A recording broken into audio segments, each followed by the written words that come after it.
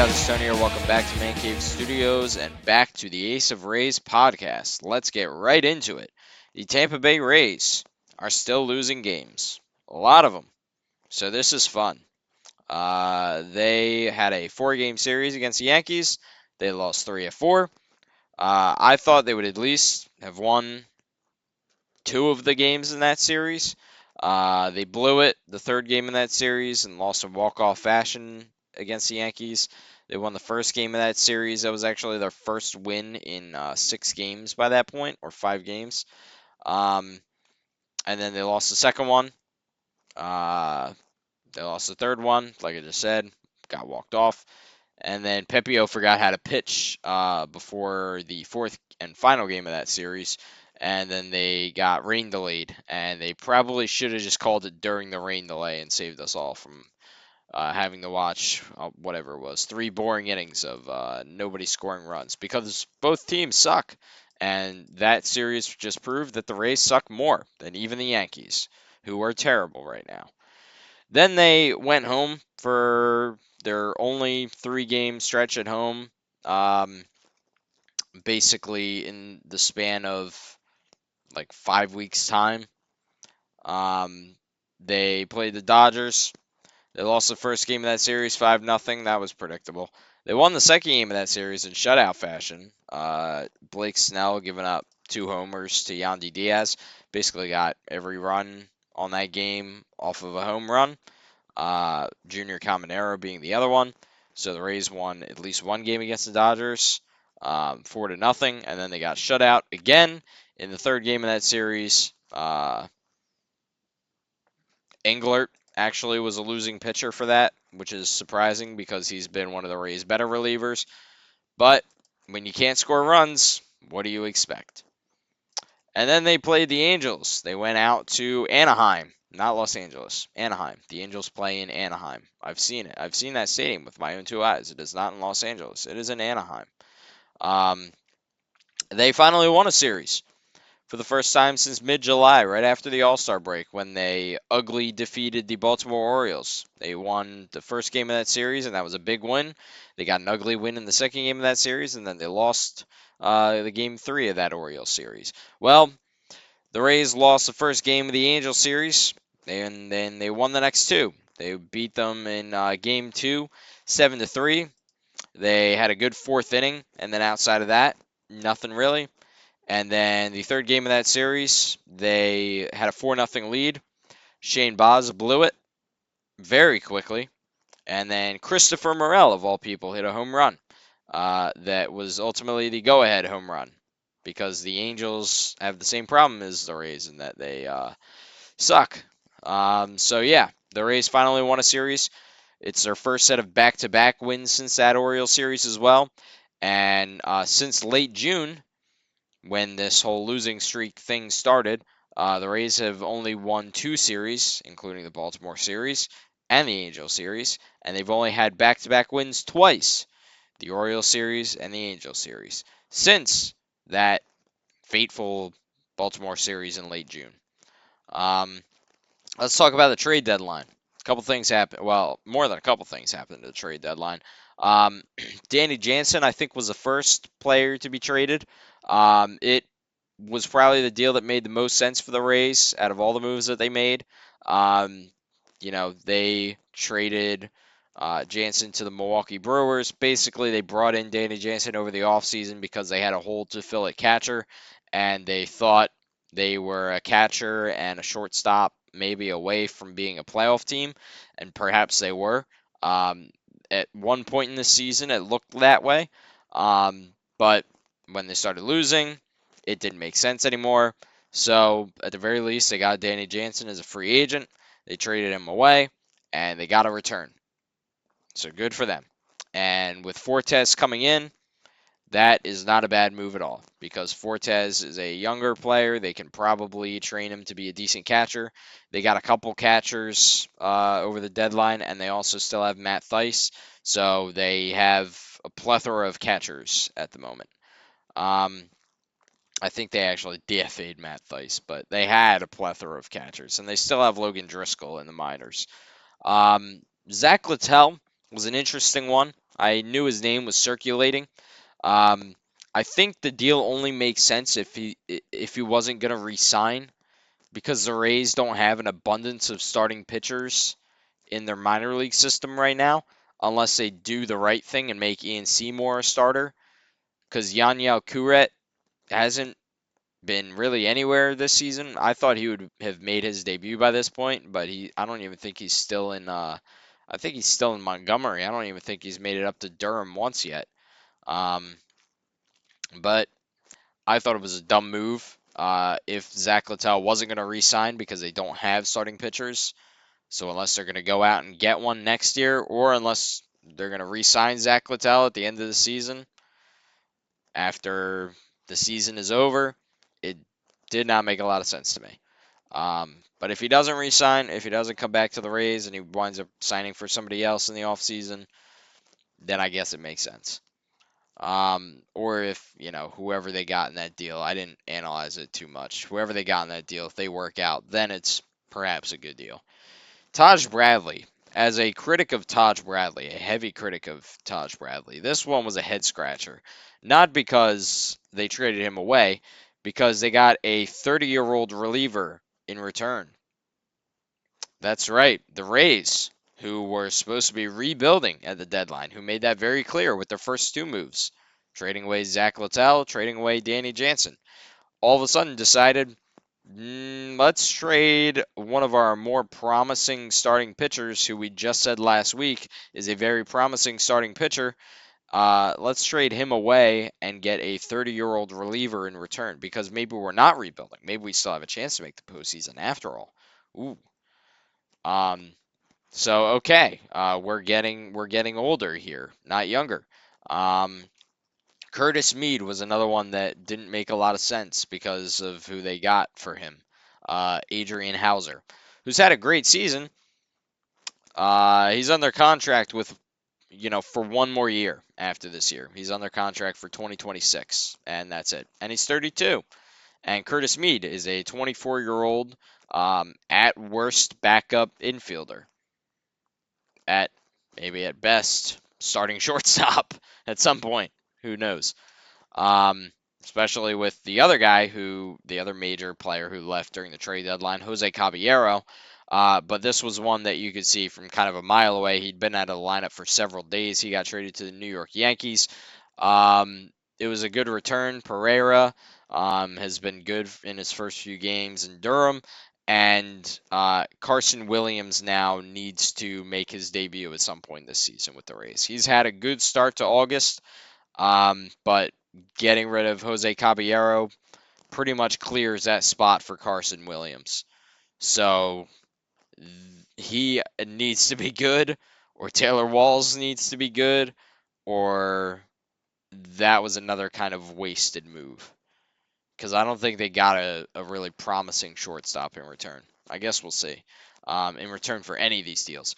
Now, incoming trade deadline acquisitions include Hunter Fiducia, who was probably the best move of the trade deadline. High ceiling, low floor. I would say give him some time. He spent almost his entire career in the minors. He's 28 years old, but he has a lot of power. Um, he just hasn't really gotten the chance at the major league level, and I think he might wind up being another Johnny DeLuca type player, where maybe he's not so good if he's not the everyday catcher, or playing most of the games.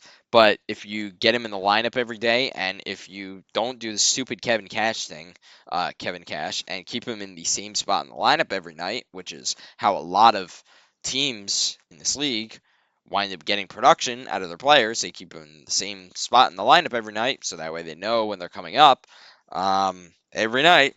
It's not variable. Maybe if you do that, maybe Hunter Fiducia will wind up being pretty good. I think he will be. He has great numbers with the Oklahoma City Dodgers. So hopefully he will wind up being a good acquisition for the Rays. Griffin Jacks, I mean, cool. It just doesn't make a lot of sense. He's 30. The team sucks. The team's not making the playoffs. Um, how does he really fit into the future? That's kind of my question in all this. I mean, all the talk about the future at the trade deadline, and they go out and acquire a 30-year-old reliever for a 20, what is Taj Bradley, 24-year-old starter who was struggling a little bit, but was the American League Pitcher of the Month last July. I mean, struggling a lot, Taj Bradley, but they sent him to the minors because he had 2 pitches. And so they were going to get that third pitch back. And they were saying over and over when they sent him down that the idea of sending him down was to get him that third pitch back so that way he could return to the pitcher he was. And then they trade him for a 30-year-old reliever. Adrian Hauser, another one, same as Jax. He's good. How long will he be good for? Are we building a team just for next year or the next 2 years? I mean, listen, I'm 25 years old now, and of course I'm calling 30-year-olds, 32-year-olds old. And sure, that might be a little hypocritical, but I'm not a baseball pitcher.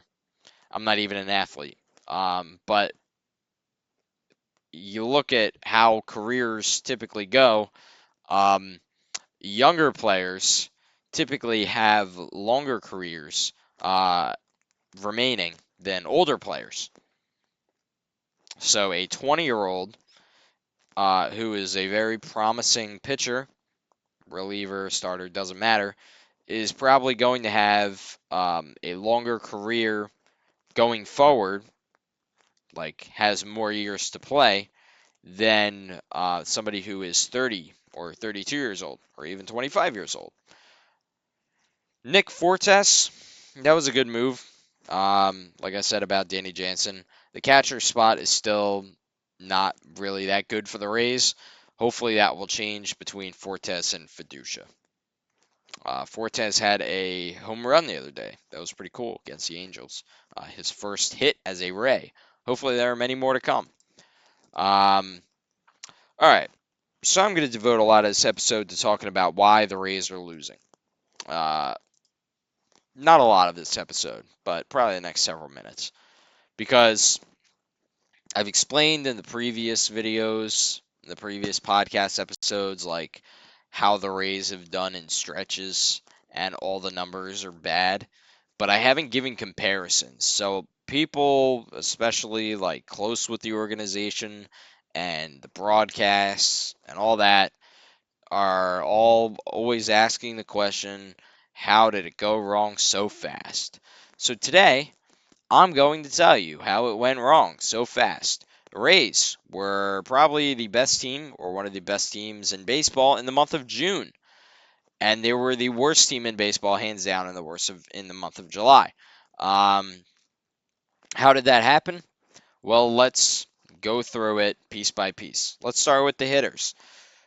Junior Caminero.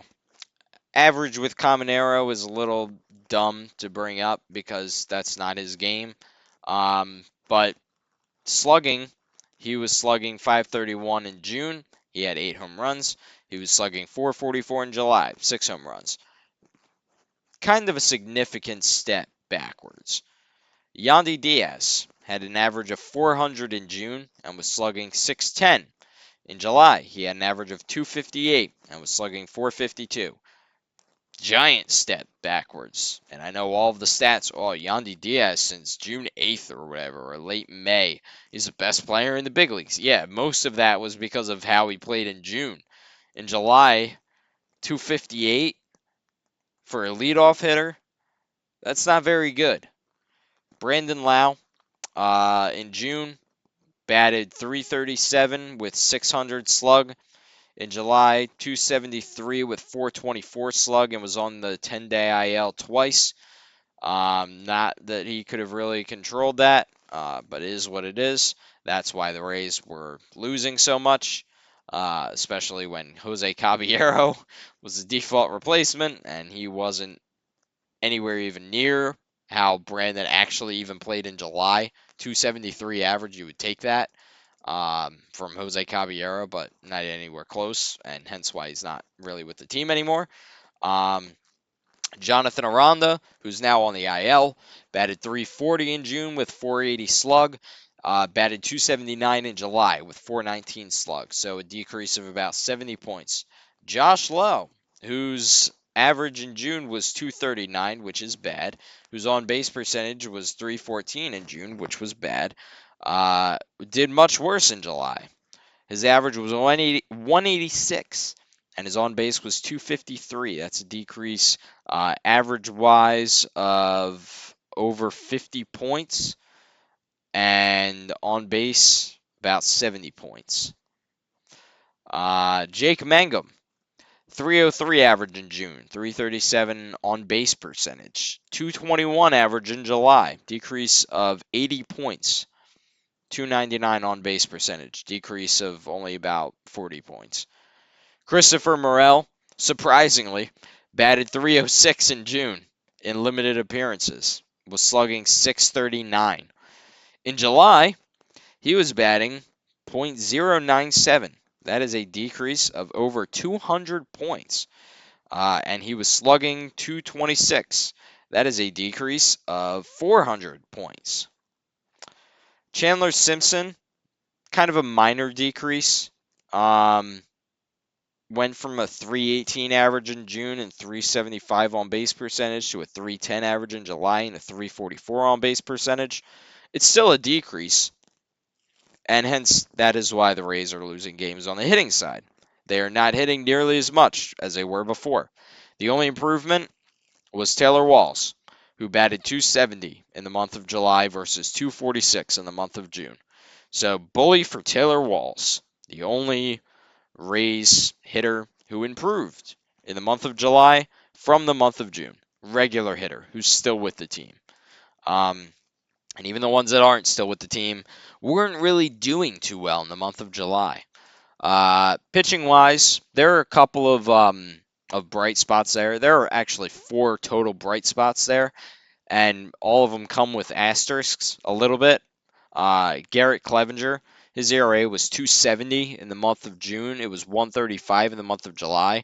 Obviously, that doesn't include inherited runners, who he's historically been terrible with. Mason Englert was really good in the month of July. Didn't allow an earned run in 8 appearances. No asterisk there. He was just really good. Mason Montgomery, his ERA was 6.10 in June. It was 3.86 in July. So any decrease would have been great there in ERA. But a decrease like that is amazing. And Edwin Uceda, his ERA was 6.97 in May. Horrible. 5.11 in June. Horrible. 3.38 in July. That's pretty good. You'll take that from a reliever.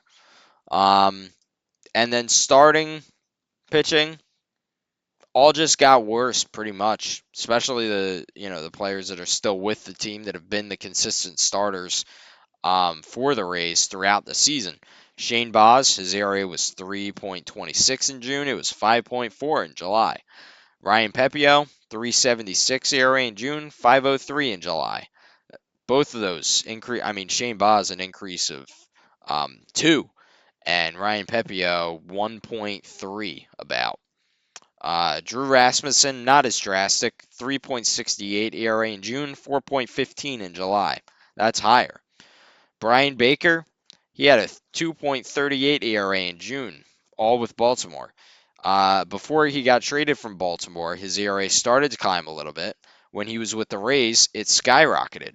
His ERA was 12.46 in July. Kevin Kelly, his ERA with the Rays, all with the Rays, was 2.45 in June. It was 10.8 in July. Pete Fairbanks had an ERA of 1.69 in May. He only allowed 2 earned runs in June until the 30th, so it is what it is with that. In July, his ERA was 4.32.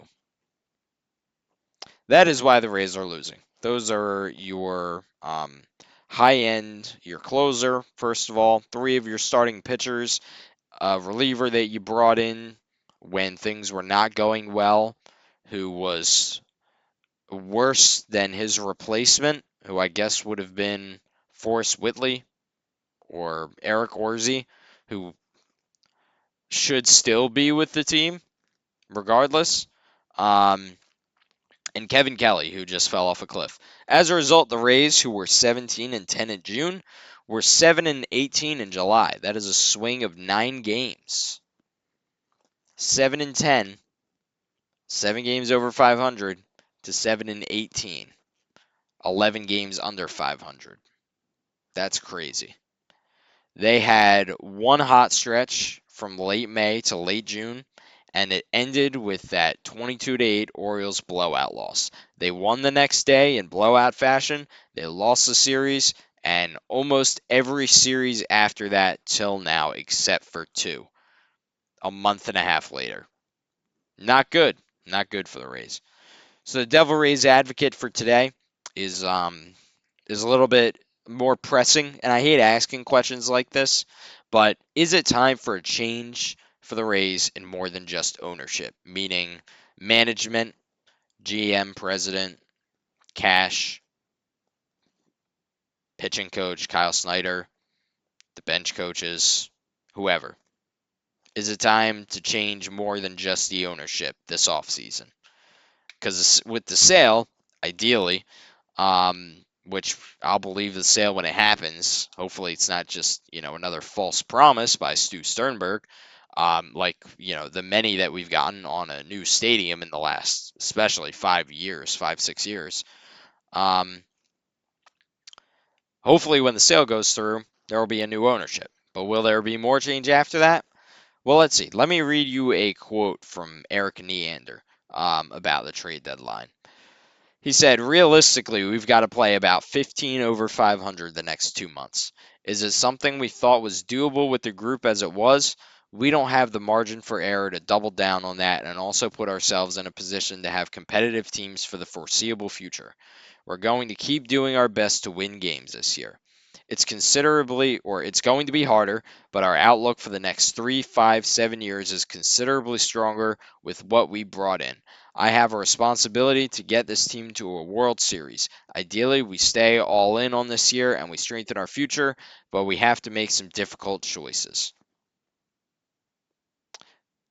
Eric Neander said that last year, 2024, at the trade deadline. Eric Neander said that. Now, let me read you what he said this year. Sorry if that was confusing for you. He said this year, it's a tightrope act, right? You recognize your position, you try to do right by the organization in the big picture, but you also try to do right by the season at hand. We think this current team is more capable and, frankly, better than their current record. Really tough time to play our worst stretch of baseball over the last month. We've weakened our chances for a postseason spot, but we still do have a chance. That allows you to be a little more emboldened that, like, all right, you can give it a go this year, but if it doesn't work out and you're not the last team standing and you don't make the postseason, not all is lost, right? You can run things back in future seasons. The position we're in compared to a month ago, you're just a little bit more mindful of this year as well as 26, 27, and how all that fits together. But this group is far from buried. We want nothing more than to try to give them the best possible chance to succeed while doing what you think is best for the organization. Same quote. It's the same quote. He's saying the same thing that he said last year. So I asked artificial intelligence to generate the Eric Neander quote for when the Rays are sellers at the 2026 deadline. This is never the position you hope to be in come deadline time, but given where we are competitively and the broader outlook for the organization, we felt it was the right time to make some difficult but strategic moves. These decisions are never easy, especially when they involve players who've meant a lot to this clubhouse and community, but we believe the talent we've acquired positions us to be more competitive in the near future, not just the long term. Our focus has always been on sustainable success, and part of that is recognizing when to recalibrate. The goal is to remain competitive this year in and year out, and sometimes that means making tough calls today to strengthen our core for tomorrow. We're confident in the group we have moving forward and excited about the young players coming into the system. If we hear this from Eric Neander next year, any variation of this, then there is dire need for a change in the organization.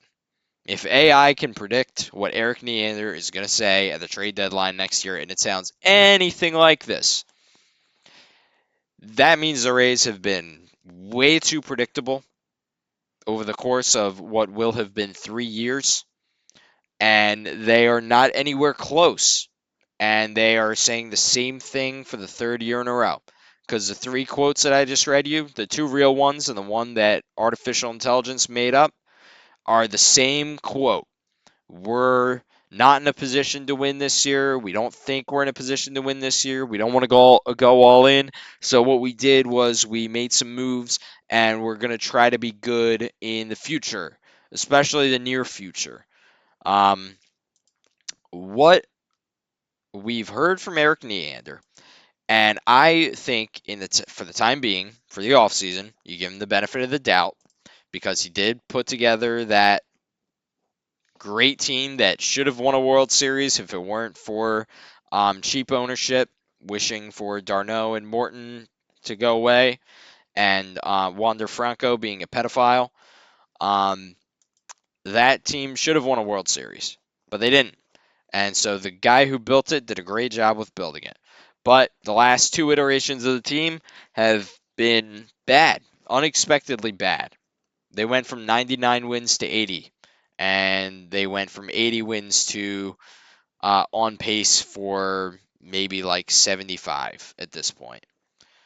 So what we've heard the past couple years, is that this team is going to be good in 2026. They're going to make the postseason again in 2026, and they're going to be in position to win the World Series in 2027. That's what we've heard. Our outlook for the next 3, 5, 7 years is considerably stronger with what we brought in. I have a responsibility to try to get this team to a World Series. 3 years. That was from 2024. 3 years from 2024 is 2027. Our outlook for the next 3, 5, 7 years is considerably stronger. I have a responsibility to try to get this team to a World Series. 3 years from 2024 is 2027. Responsibility. Try to get the team to a World Series. I want you to grasp what he's saying here. 2025, the trade deadline. You're just a little bit more mindful of this year, as well as 26, 27, and how all that fits together. Responsibility is to try to get the team to the World Series. He said that in 2024. You're a bit more mindful of this year as well as 26, 27, and how that all fits together. So read between the lines here. You don't even really need to read between the lines. He's made it very obvious that the team is supposed to be good in 2026 and 2027. He said 3 years. The next 3 years, the team should be considerably stronger from 2024. That means in 2027, if his responsibility is to try to get this team to a World Series, they should be in the World Series in 2027 or 2029 or 2031. The Earth could dissolve by 2031. Do you realize that? Do you realize how bad things are in the world right now? We might not have a world in 2031. How about we actually try to do this thing, you know? All right, we're rebuilding this year. Cool. Let's not do the Orioles bad version of rebuilding. I mean, at the very least, the Rays did the whole free agency thing a lot better than the Baltimore Orioles did, and a lot better than most teams that never even make the postseason do. They went out and got free agents in 2019. Not so much after that, but in 2019, they went out and got some good free agents. Charlie Morton, Avisail Garcia had a good season. They were benefiting off of the Chris Archer trade. Tyler Glasnow was good when he was healthy. Austin Meadows was really good. Brandon Lau came up, I think, in 2018, but had a career year in 2019. Um, the entire infield was basically rebuilt, even though that infield won 90 games the previous season. Pretty much the entire outfield was rebuilt except Kevin Kiermaier, who was great defensively, not so much otherwise, but is what it is. They got to the World Series in 2020. They didn't go out and get free agents after that. That was it. The 2020 iteration of the team, that was it. They weren't going anywhere after that. They weren't going to get free agents after that. That didn't happen. They were relying on the prospect pool after that. If they went out and got like better free agents this offseason, then yeah, maybe they have a better chance. I know it's a little difficult with the hurricane stuff. Um, so I would expect them to get free agents this offseason. And I know that at least as of right now, they're not in the conversation for big name free agents like Juan Soto or Shohei Ohtani, but they were fine with, Charlie Morton and Mike Zunino, who were not the biggest name free agents, but who got it done. Um, so whatever they're going to do this offseason, they better be good next year, because if it's 2026 and they're sitting 3 games under 500 or anywhere near that, if they're sitting any more than 5, or if they're sitting less than 5 games above 500, then absolutely at the end of next season, everybody should be gone. Why even wait for the end? Fire them in the middle. Teams do it all the time. The Angels did it this year. Team the Rays just beat. Pirates have done it in the past. White Sox have done it in the past. Recently. Don't even wait. If the team comes slow out of the gate next season, forget it. So, sure, give them the benefit of the doubt for the time being. But if they suck next year, no. You got to make a change at some point. And hopefully new ownership will like actually invest in the team and they'll try to win a World Series by it's obviously takes a mixture of developing prospects, which the Rays have a lot of great prospects and have over the years. Some of them wind up being really good. Some of them wind up being pedophiles, which is not good. But ideally, you'll mix that with veterans who have experience winning. I mean, look at the World Series last year. You couldn't have gotten two teams with more postseason experience than teams led by Aaron Judge and Juan Soto, and teams led by Mookie Betts and Freddie Freeman, with, obviously Shohei Ohtani and Teoscar Hernandez and a stacked lineup behind them. But Freddie Freeman, Mookie Betts, World Series champions, Juan Soto, World Series champion, Aaron Judge, who's been going to the postseason every year and was terrible in the World Series, but that's why they lost. You can't get much more than that. Garrett Cole won the World Series with the Houston Astros, I believe. So you go out and you get good players that are World Series champions, even not World Series champions, even just have postseason experience, and maybe you have a chance at winning a World Series. Maybe that's been the key to success for the last 70 years. Go out and get free agents, and that'll win you World Series. But you got to develop players too. Otherwise, you're the Philadelphia Phillies, who haven't won a World Series yet with this iteration of the group. So yeah, that's that. That's your Devil Rays advocate. Leave them in for the time being. If they suck next year, you got to make some changes. Our highlight hitter is Brandon Lowe. Brandon Lowe has been quite good for the Rays. Pretty much the only hitter who's been pretty good for the Rays as of late.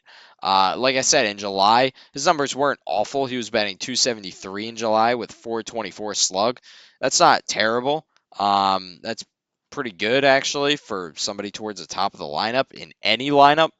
It was a 2 IL sins kind of handicapped him, but in his last 7 games, he's batting .308. He's slugging .462. In his last 30 games, his average is .330 with 7 home runs. That's pretty good. Good for Brandon. Brandon has been I'm glad that they did not trade him at the deadline, because you have to keep some players. Some teams screw this up, like the Marlins and the Pirates do this over and over, where they just trade, and the Athletics, they just trade their best players at the deadline for prospects, and then those prospects never pan out. If you have a good player, you should not trade them, regardless of how many years they have left on their contract, unless they're definitely not re-signing, which is an ownership problem at that point because that means that you haven't given them a good culture to succeed in. But Brandon Lau is a Tampa Bay Ray. So is Yandy Diaz. So I'm glad that they didn't trade either of them at the deadline because if the Rays are good in 2026 and or 2027, you're going to need Brandon Lau and Yandy Diaz to be on that roster too. Otherwise, forget it for the next 10 years. Maybe more. Maybe we don't even make it 10 years. Who knows? Your primetime pitcher is Edwin Uceda. Uh, Surprisingly, but he has allowed 0 earned runs since July 8th. In his last 7 outings, he has a whip of .5 and 17 strikeouts over those last 7 outings. Really just a great turnaround for Uceda, who was horrible for 2 months. Um, the ERA of 6.97 in May, 5.11 in June, and then he got it down to 3.38 in July, and he only allowed 2 earned runs, I think, in July, at least before July 8th. He was not doing well after July 8th. He was fantastic. Hasn't allowed an earned run since then. He will at some point. He allowed 1 unearned run in that span, but that's a lot better. If he can keep that 3.30 ERA on pace, he's looking a lot like the Edwin Uceda that we knew from last year. It looked like he struggled at the end of last year, and then he struggled at the start of this year, and it's kind of the inverse, where now he's getting good. So hopefully it stays that way. Coming up for the Rays for the next month, because I'm probably not going to record another episode for about a month. They continue their road trip tonight at Seattle.